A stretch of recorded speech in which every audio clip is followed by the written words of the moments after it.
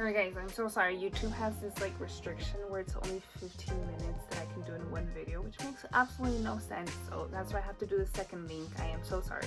But for this one, we're just going to do examples. If you feel ready to move on to your independent work, go ahead and do that. You don't have to watch this, but you can come back and check it out if you guys have any questions. Okay, so the first example that I'm going to go over is this first formula that we just did in the last video. How to find the total angle measurement of any polygon, and again our formula was n-2 times 180 degrees. Reason why it's degrees is because 180 is because we're working with degrees. Okay, so for example, if there was a question that asked you for total angle measurement of a 100 gon. Right, all that means is that your polygon has 100 sides and 100 angles. So now that tells you that your n equals 100. So now it's just filtering this n equals 100 into your formula. So we know that our formula says it's 100 minus 2 times 180. I know that 100 minus 2 gives me 98 times 180. So if you go ahead and do that on decimals, or if you have your calculator or your phone, enter it. That means that a polygon with 100 sides, the total angle measurement is 17,640 degrees. So see, this is so much simpler because we don't have to draw this 100-sided figure. We noticed how hard it was for a 7-sided figure. Now imagine 100-sided, okay? But we still figured out the total angle measurement of it, okay? So if you encountered a question like this is exactly how you do it. Awesome. I'm gonna go ahead and move on to the next one that you will probably encounter. The next one is the measurements of each individual angle, and I'm going to use the same example of the 100 gon. So the 100-sided polygon. Why make my life so much harder? So for here, there's only one simple difference, right? So our formula to find the total angle measurement of any polygon is n-2 times 180, right? So if we go back to our 100 gon, we know that the total angle measurement was 17,640 degrees, right? That's for the entire 100 sided polygon. But what if we want to know just one angle from that 100-sided polygon? So hopefully you guys are thinking about it, the wheels are turning. What you do here is you just divide by 100, because that's going to give you only one angle. So now your formula, all it does is it changes to, you divide your total angle measurement by n, and n is again the sides, how many sides there is.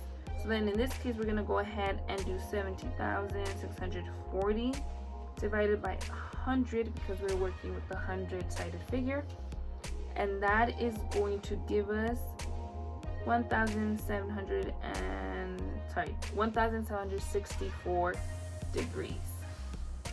Let me just triple check. I don't want to do what I did to Elva last time.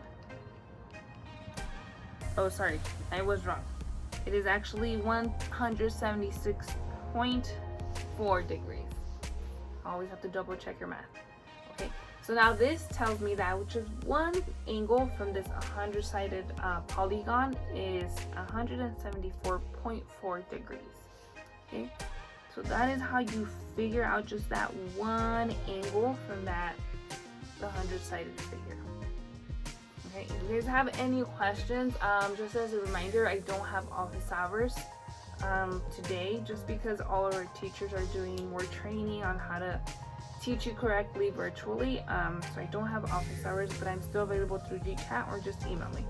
Okay, and then my last example for today, I am going to teach you what if the question asked gives you the angle measurement of a polygon of a single angle but now it's asking you for n, right? So again, we are building off the formula we started with. So again, don't memorize it, it's building off it. So we know that our original formula to find the total angle measurement was n minus 2 times 180. We also know that in order to find just one angle, we divided all that by n to find one angle, right? So n minus 2 times 180 divided by n means that one angle. That's how you find the one angle. So for example, number 4 on your independent work, you're going to have to do this, right? It tells you how many, it says each interior angle is an equiangular. Remember, equiangular just means that all angles are equal.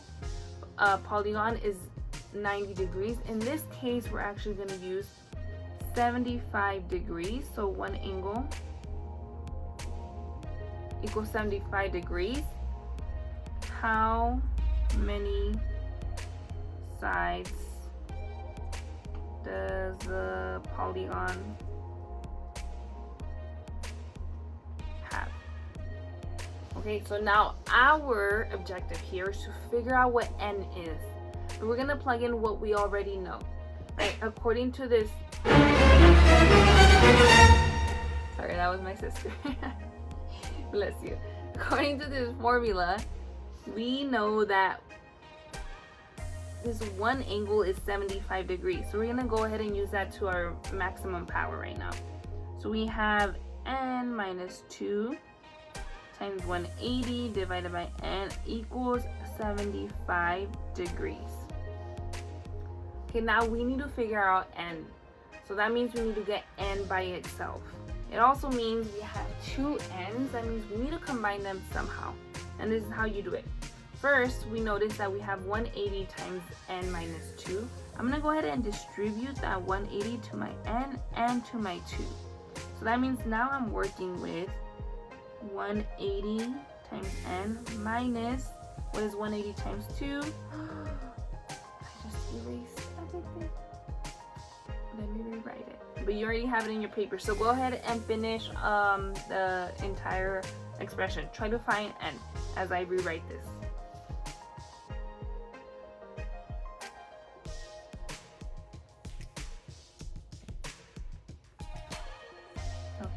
Back on track. So again, I'm gonna go ahead and multiply 180 into my parentheses. So again, PEMDAS, or please excuse my dear Aunt Sally. So it's 180n minus 360 all divided by n equals 75. I want n to be by itself and in my numerator, right? Right now this n is not in the numerator, so what I'm going to do is multiply by n. Whatever you do to one side, I do to the other. They cancel out right here. Now I have 180n minus 360 equals 75n.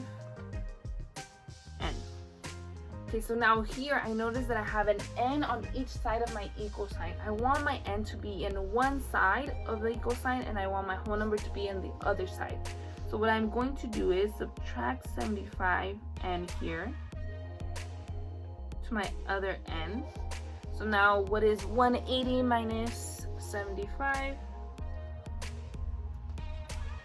And that is 105.